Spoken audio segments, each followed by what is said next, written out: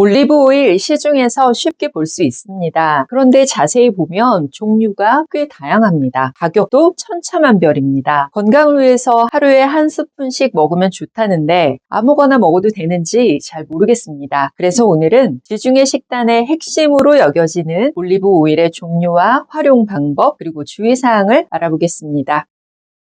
올리브 오일은 추출하는 방법과 정제 여부에 따라서 5가지 정도로 나눌 수 있습니다. 화학적인 처리 없이 신선한 올리브를 저온 압착해서 추출한 게 엑스트라 버진입니다. 항산화 성분이 가장 풍부해서 아침에 그냥 드시는 오일로 많이 이용되고 있습니다. 이 오일은 가열하지 않는 게 가장 좋습니다. 열을 가하면 좋은 영양소가 파괴되고 몸에 나쁜 트랜스 지방으로 바뀌기 때문입니다. 그래서 나물이나 샐러드에 자주 이용되고 있습니다. 하지만 너무 많이 먹게 되면 설사를 유발할 수 있으니까 이 점은 주의하시기 바랍니다. FDA는 하루에 올리브 오일 섭취량을 한 스푼 반, 약 23g 정도로 권장하고 있습니다. 특히 냉압착 또는 첫 번째 냉압착이라는 표시가 있는 것이 좋고 산도는 0.8% 미만입니다. 산도가 0.2% 미만이면 최상급으로 분류하기도 합니다. 영양 성분이 가장 높은 만큼 가격도 가장 비싼 엑스트라 버진 올리브 오일입니다. 엑스트라 버진의 아랫단계인 버진 올리브 오일입니다. 산도는 2% 이하입니다. 올리브를 2번 압착한 것으로 풍미는 좋은 편입니다. 버진 올리브유 역시 원상태 그대로 샐러드에 넣어서 활용하시면 됩니다. 세 번째 단계 퓨어 올리브 오일입니다. 정제된 올리브 오일과 버진 오일을 혼합한 중간 정도 되는 등급이죠. 3-4번 정도 착즙해서 생산되고 있습니다. 퓨어 올리브 오일은 생으로 먹기보다는 가열해서 먹어야 하는 오일의 종류입니다. 올리브 찌꺼기에서 추출한 오일로 영양가가 낮은 편인 포마스 올리브 오일입니다. 튀김이나 부침 요리를 할 때 사용되는 일반 식용유 정도로 생각하시면 됩니다. 압착 후 남은 오일을 정제한 거라서 가격도 비교적 저렴합니다. 마지막으로 람판테입니다. 람판테 올리브 오일은 산도가 3.3% 이상으로 식용으로는 사용하면 안 되고 연료로 사용해야 하는 오일입니다. 올리브 오일도 먹으면 안 되는 오일이 있었습니다. 좋은 올리브 오일 고르는 방법 정리해 보겠습니다. 마트에서 올리브 오일 고를 때 이걸 확인하시기 바랍니다. 등급을 보시면 좋은데요. 방금 올리브 오일 등급을 5가지 정도로 나눠봤는데 최고급 등급인 엑스트라 버진의 경우는 엑스트라 버진이라고 쓰여 있어서 바로 알아볼 수 있습니다. 산도는 0.8% 이하인 제품이 좋고 산도가 낮을수록 신선하고 품질이 좋은 겁니다. 산도가 3.3%가 넘어가면 식용으로 사용하면 안 되는 겁니다. 어두운 색의 유리병에 담긴 제품이 좋습니다. 그런 제품 선택하시기 바랍니다. 좋은 올리브 오일을 생산하는 나라, 스페인, 이탈리아, 그리스, 터키 같은 표시가 있는 것이 신뢰도가 높습니다. 여러 나라 오일을 섞은 제품은 품질이 낮을 수 있으니까요. PDO, PGI 같은 공식 인증 마크를 확인하시고 유기농 인증까지 받은 제품이면 더 좋겠죠?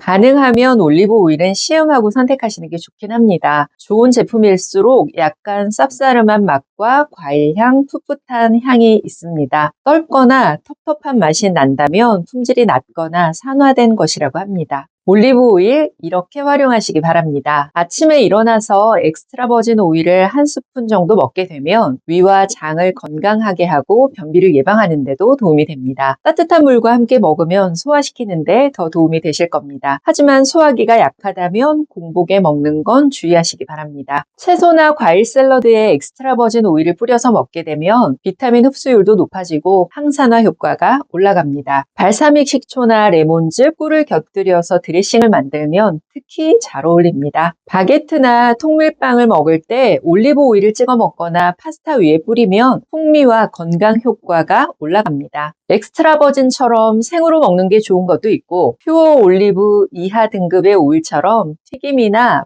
볶음 요리에 사용하는 게 좋은 것도 있습니다. 올리브 오일과 레몬즙을 섞어서 공복에 먹게 되면 간 해독, 혈액순환 개선에 도움받을 수 있습니다. 하지만 이 방법 역시 소화기가 약하다면 주의하시기 바랍니다. 올리브 오일의 불포화 지방산과 생선의 풍부한 오메가3 조합은 심혈관 건강을 향상시키는데 아주 좋습니다. 그 외에도 올리브 오일의 활용법은 무궁무진한데요. 팔꿈치나 무릎처럼 건조한 부위에 발라서 마사지를 하게 되면 보습 효과가 올라가고, 머리카락에 바르고 마사지 후에 감으면 헤어팩 효과도 볼 수 있습니다. 올리브 오일 활용할 때 이런 점은 주의하시기 바랍니다. 올리브 오일은 건강상 좋은 점이 무척 많은 식재료지만 한 스푼에 120kcal 정도 되는 고칼로리 식품입니다. 많이 먹게 되면 소화불량이나 설사가 생기고 체중이 올라갈 수도 있습니다. 특히 엑스트라 버진의 경우 발연점이 낮아서 튀김 요리하실 때는 사용하시면 안 됩니다. 폴리페놀 같은 영양소는 파괴되고 벤조피렌과 알데하이드 같은 발암물질이 생길 수 있으니까요. 올리브 오일의 중간 등급인 퓨어 올리브유 정도가 되면 고온 조리에 사용하는 게 더 합리적입니다.